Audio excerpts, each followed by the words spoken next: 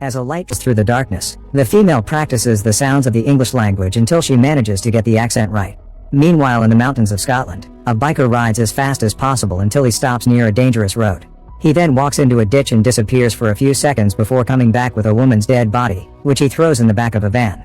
Afterward, in a mysterious white space, the female takes the dead woman's clothes and puts them on, ready to take over her mission. There's an ant on the body and the female picks it up to stare at it for a while. Then she appears in a rundown building and goes outside to take the van while the rider leaves on his bike. The female drives to the nearest mall to purchase some extra clothes and makeup. After putting everything on, she drives around the city while meticulously watching all the men on the streets. The crowded areas aren't working, so she makes a turn to reach a quieter neighborhood and stops the van to talk to a guy walking alone. She pretends she needs directions and the man gladly helps her before they chat for a while. The woman seems interested in knowing if he has friends, and leaves when she hears he's meeting somebody in a few minutes. This process is repeated throughout the rest of the day. The female pretends she needs directions as a way to chat with men, and always leaves if they tell her they have people in their lives. If she hears that the police are nearby, she drives off without a word. When she finds lonely men with no friends or family, she offers to give them a ride. During the trip, she flirts with the guys until they agree to get naughty with her. She takes them to another rundown building and undresses very slowly, using it as a way to keep the man's eyes on her. The guy desperately undresses faster as he approaches her, only to fall for her trap as he disappears into the floor. It turns out the female is an alien pretending to be human to capture men and send them to her planet as food. The dead woman from the beginning was also an alien hunter and she had to be replaced after her death. As time passes, the female continues to hunt by driving around and picking up men that fit her criteria. Eventually she makes it to the beach, where she watches a couple and their baby playing on the shore and a man swimming alone. When he comes out of the water, she chats with him and asks him the usual questions. The moment is interrupted by a scream. The family woman has jumped into the water to try to rescue a dog, but the harsh waves are making it hard to swim. Her husband soon follows her, but he's also having trouble, so the experienced swimmer jumps in to help as well. The alien watches all this from her spot without the intention of seeking assistance. After lots of struggle, the experienced swimmer manages to bring the husband back to the shore. However, the guy runs back to the water to search for his wife, who has already been taken away by the waves. The experienced swimmer is too tired to help again after his efforts were wasted, and the alien comes closer to watch him for a second. Then she grabs a rock and hits him in the head to knock him out. While the female drags the swimmer on the ground, the abandoned baby keeps crying, yet the alien ignores it. In the evening, while the female is taking the body away in her van, the biker arrives to pick up all of the swimmer's things. The baby is still there crying and is ignored again. Later in the city, the female is more aware of kids crying in random spots, like the back of the family car. While she waits at the traffic lights, the guys in the car next to her start yelling nasty naughty things at her. The alien decides to follow them until the car parks near what appears to be an abandoned building. She gets out of the van to approach the guy, but she has to quickly turn around when a group of excited women appears nearby. It turns out the building is actually a club. The group notices that the alien is alone and immediately surrounds her, saying they'll be their friend as they drag her into the club. The female is so confused that she doesn't know how to act in a human accepted way, so she doesn't fight back. The club is incredibly loud and crowded, which overwhelms the female. She takes advantage of the chaos to abandon the group and sneak through the crowd until she finds the back corridors. Desperate to leave, she rushes to the nearest door, but instead of the exit she finds a lounge area with more people. The catcalling guy is there too and immediately starts flirting with her, so she dances with him until he agrees to go to the apartment with her. As usual, she undresses slowly to keep the man's attention on her while he slowly falls into her trap. The naked man finds himself floating in a dark space and sees one of the previous victims nearby. His body looks strange, as if in some sort of pseudo-frozen preservation. They try to talk but no sound comes out of their mouths. The men stretch their hands and manage to touch each other's fingers for a few seconds before the previous victim floats away. Suddenly a loud bang noise echoes in the dark room and the first victim pops like a balloon, leaving only his wrinkly skin. It shrivels into a shapeless mass that just floats in the darkness for the other man to admire. Meanwhile, all the inner parts of the victims are on a conveyor belt being transported to a bright hatch. A series of lights signifies nourishment reaching the aliens. The next day, the female is waiting in traffic.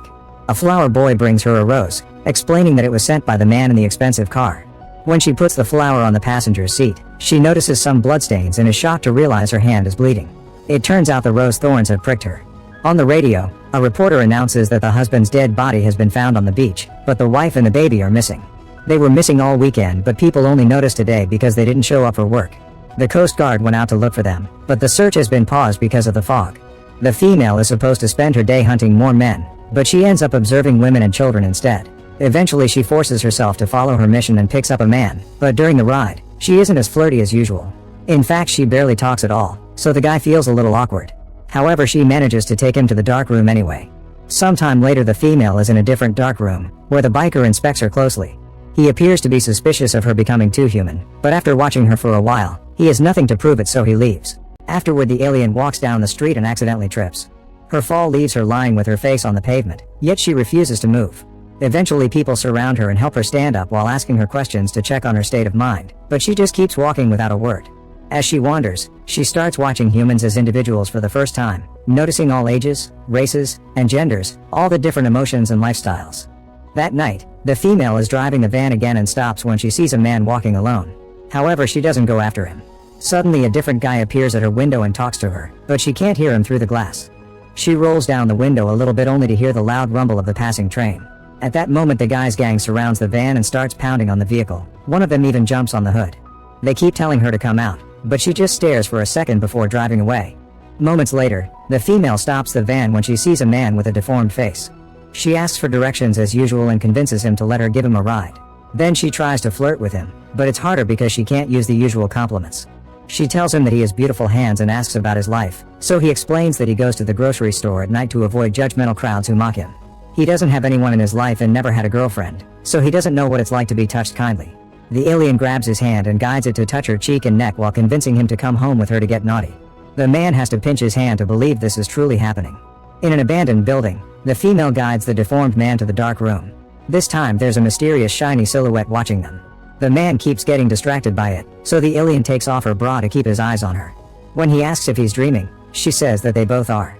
Tonight the female has to take all her clothes off before the man finally falls into her trap. The alien inside her feels something twisted about the situation. On her way out, the female notices a dirty mirror and can't stop staring at her own reflection. She only snaps out of it when she hears a fly tapping on the door. It's then revealed that the deformed man is still alive, and she abandons him outside the building before going away in the van. Without any clothes on, the man wanders through the fields in a dazed state. Meanwhile the biker speeds his way through the mountain roads until he reaches a small town. He stops at a house and checks the car at the front, breaking the window to reach the controls and open the trunk. Then he moves to the garden, where he finds the deformed man climbing through the fence. A second later the biker puts the body in the car trunk and drives away. This is all seen by a neighbor, who is too shocked to react. The next day the female arrives at a beach that is currently covered by heavy fog. As she wanders around, she can hear birds chirping and a man singing in the distance. Soon she leaves the fog to walk down a road in the middle of nowhere, leaving the van behind. Moments later the alien is sitting in a restaurant and orders a slice of chocolate cake. She tries it for the first time and immediately spits out in disgust, causing other clients to stare at her. Then she returns to the road to try to leave this small mountain town, but a man tells her that the bus will arrive soon, so she decides to sit and wait. Later on the bus, the driver keeps trying to chat with her, but she ignores him. A passenger checks on her and the driver tells her to leave her alone, but the female tells him that she does need help. They get off the bus together and the man gives her his jacket before they enter the grocery store. After buying a few things they go to his house, and the alien is extra aware of the neighbors watching her. The man makes lunch for both of them and puts on a comedy show on TV. The female doesn't touch her food and is confused by humor, so she never laughs. While washing the dishes, the man listens to music on the radio and his body shakes to the rhythm. The female taps her hand to the music, finally getting the hang of something human. When it's time for bed, the man gives her some tea and a heater, leaving her alone in the guest room. The alien takes off her clothes and stares at her body in the mirror, as if truly noticing the details for the first time. In the meantime, the biker finds the dirty mirror in the abandoned house. Then he gathers his team and shares the information, so they split off in several directions to start the search. In the morning, the female and the man go for a walk. When they encounter a deep puddle, he picks her up before crossing it. Next they visit the ruins of an old castle and the alien is overwhelmed by the height. The man helps her come down the stairs with kind words, guiding her through every step until they reach the bottom. Back in the house, the female closes her eyes and lets the man kiss her. Things escalate quickly and soon they reach the bed. However, when the man tries to go in, he can't find the way. The alien touches her groin and is confused by what she finds, so she grabs a lamp to take a better look. It turns out she doesn't have any holes since the human body is supposed to be merely a costume. Devastated by the realization that she'll never have a full human experience, the female puts on her clothes and runs away in the rain. In the woods, she bumps into a forest ranger, who tells her that he understands the need for some solitude but also warns her that it's easy to get lost here. After wandering for a while, she finds a stone hut that was built for hikers to take shelter. She goes inside and stares at the fireplace, which is covered in black soot. Then she zips up her coat and huddles in a corner to take a nap. Sometime later, the female wakes up to find the ranger touching her without consent. She immediately pushes him off and runs away, always looking behind her to make sure she isn't being followed. In the woods, she hides behind a big plant and waits until she's sure that nobody is coming. Then she runs to the nearest road and finds a logging truck, so she climbs into the driver's seat. At that moment the ranger appears on the road and the female desperately honks the horn to ask for help, but nobody shows up. She has no choice but to start running again, so now the ranger is chasing her through the forest.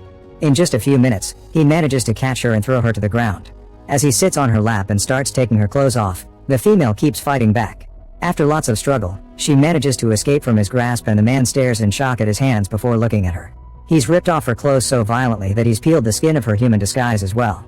The ranger runs away in horror while the alien wanders around, feeling dizzy and in pain.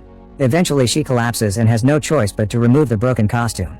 She puts the head on her lap and stares at the blinking eyes, coming to terms with the fact that she'll never be human. Suddenly the ranger comes back and pours gasoline on her. The alien tries to walk away but it's too late. The man throws a match and sets her on fire. The female keeps running until she finally drops dead. The biker watches from the top of a mountain as her body becomes nothing but ashes, releasing a cloud of very dark smoke into the sky. Make sure to subscribe and turn on notifications so you can watch more videos like this. Thanks for watching.